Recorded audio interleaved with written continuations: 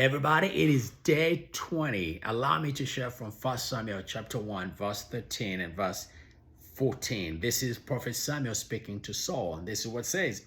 But now your kingdom will not endure. The Lord has sought a man after his own heart and appointed him ruler over his people because you've not kept the command of the Lord. This is God testifying about David, saying he's a man after his own heart, and for that reason, God is choosing him to be the king. Now, you have to remember, David wasn't the man or the man that anybody expected or anybody would choose to be king, but there was something about him that God chose him, and this is he was a man after his own heart. It doesn't tell us that he was a man after God's hand or God's power or God's miracles or God's deeds. He says he was a man after God's own heart. What did God say? David was a man after God's own heart because David was addicted to worship. Even before he came to the spotlight, while he's in the wilderness attending the sheep, he was a man that kept worshiping God. He was a man who played instrument and just worshiped God. Why? Because his heart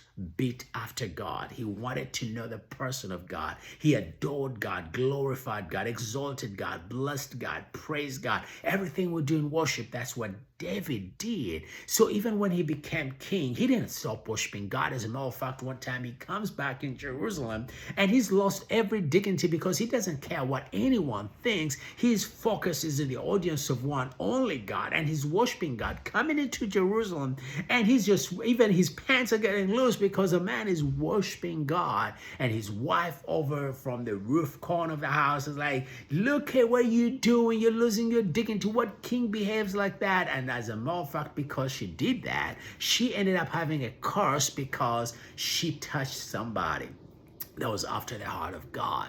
You see, I want to encourage you that worship is so powerful. It's how we pour our love on God.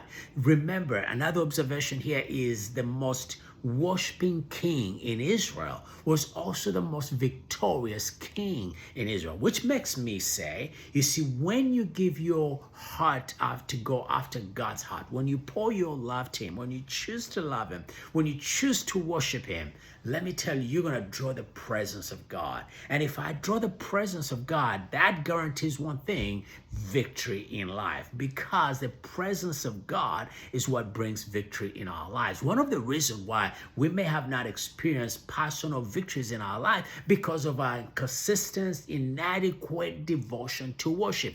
As you end this fast, I want to encourage you, let worship be a big part of your devotion. Let it be a big part of your devotion, because then you begin to see God lead you and guide you and direct you in personal victories in your life this year. All right.